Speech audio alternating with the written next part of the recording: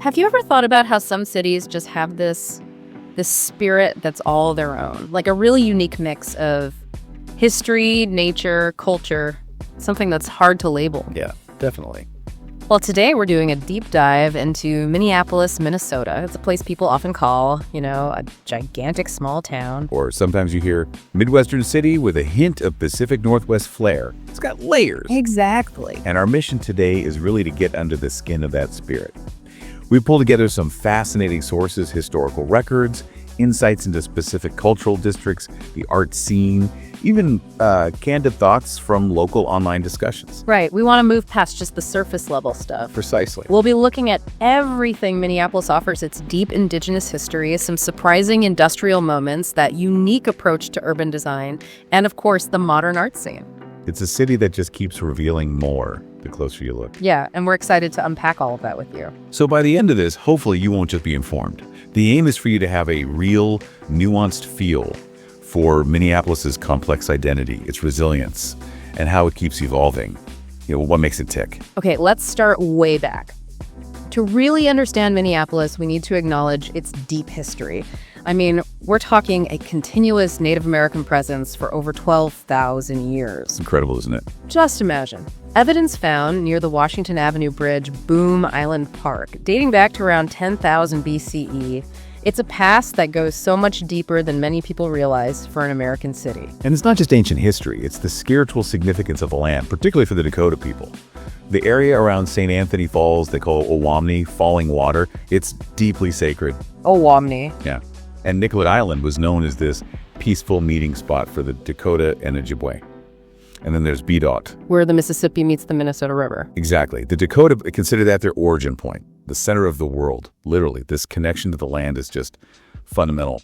And that deep connection to nature, it isn't just historical, right? It feels like it's baked into the city today. I read this amazing fact. You're never more than 6 blocks from a park anywhere in Minneapolis. It's an astonishing commitment. How did that happen? Well, we largely owe that to Theodore Wirth. He came over from Europe, started as a florist, actually, became Minneapolis Park Board Superintendent in 1904. And he just went for it. He really did. Acquired something like 3,500 acres of parkland, made good on that promise, a park near everyone. Wow. And the scale of what he established is huge.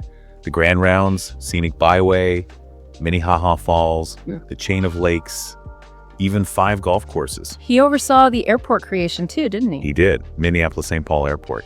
It shows this incredible foresight, this deliberate planning to prioritize public green space and health. It's a core value there, established over a century ago. Speaking of natural wonders, the waterfalls. St. Anthony Falls was really the heart and soul driving the city's early growth, powering all those mills. Absolutely crucial. But Minnehaha Falls, which is maybe even more famous visually now, it has a fascinating origin too. Right, it formed about 9,000 years ago. Basically, St. Anthony Falls eroded upstream and part of the flow split off, creating Minnehaha Creek and those impressive falls. It's like a geological sibling. Huh, interesting. And of course, there's the Mississippi River itself. Central to everything, the bridges are landmarks too. The first Hennepin Avenue Bridge back in 1855 was this wooden suspension bridge. And the Stone Arch Bridge, that's iconic. Completed in 1883 as a railroad bridge. It's actually the second oldest bridge still in use across the entire Mississippi. Now it's a National Historic Engineering Landmark, mostly for pedestrians and bikes. Just beautiful. Okay, so let's connect that natural power, the falls, to the city's industrial side.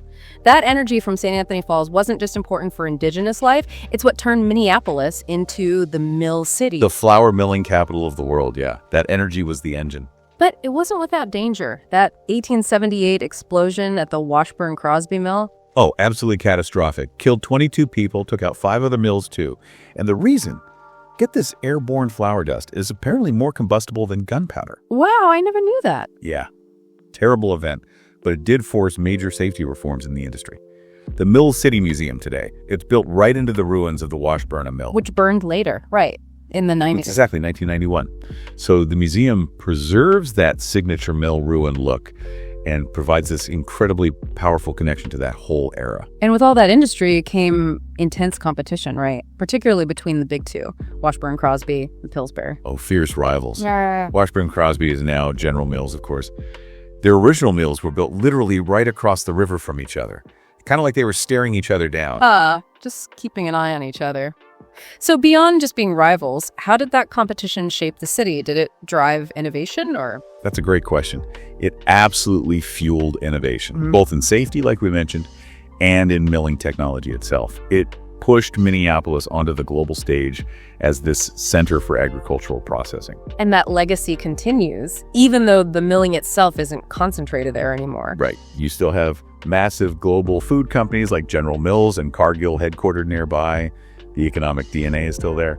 And the rivalry even played out in branding. It's kind of funny. Oh, yeah. How so? Well, Washburn Crosby won some award at a competition which, funny enough, was never held again, so they called their flour gold medal flour. Okay. Pillsbury couldn't let that stand, so they just slapped a blue ribbon graphic on their bags and called theirs Pillsbury's best flour. A total marketing war. That's brilliant. Okay, another huge institution, the University of Minnesota. It opened in 1851. That's before Minnesota was even a state. 7 years before, yeah. Pretty forward thinking. And notably, it was one of the very first universities to admit women right alongside men. Really? Right. Back then? Yeah, quite progressive for the time. And it almost didn't make it. The university actually closed during the Civil War. Oh, wow. It only reopened in 1867 because John S. Pillsbury, yes, that Pillsbury, co-founder of the milling company and also governor, stepped in with financial help. So the rivals actually collaborated on education. Kind of a neat twist, right? Shows a commitment to the city that went beyond just business. Okay, let's jump forward a bit. Talk about the cultural mix today. Beyond those early French-Canadian, Nordic, Scandinavian roots, Minneapolis has really seen vibrant Latinx, Southeast Asian, and Somali communities take hold. Absolutely. And you see it reflected everywhere. Lake Street, for instance, has seen a major Latino migration, giving rise to places like Mercado Central, Manny's Tortas, amazing food. I've heard of Mercado Central. And then there's the Cedar Riverside area, often called Little Mogadishu. It's home to a large Somali immigrant community. Many came because Minnesota had a strong economy, job opportunities, especially after the Civil War there. And isn't there a Somali museum there? Yes. The world's first and only Somali American museum is right there in Minneapolis. It speaks volumes about that community's presence and contribution. Now, this connects to something really unique about Minneapolis. Its cultural districts. There are 7 of them, right? And their purpose is different from most cities. Very different. It's explicitly stated that they are an endeavor to redress historic redlining. Redlining, that awful practice of denying investment based on race. Exactly. So these districts are about addressing that legacy of economic exclusion based on race, class, immigration status. It's about equity, not just culture promotion. That's a powerful mission. So how does it work in practice? Beyond just funding, how do they empower communities and measure success? Well, that's key. They get city funding, yes. But it's about providing more intentional access to funds directly to these historically marginalized neighborhoods, often through community-led projects, business development, cultural events, affordable housing initiatives.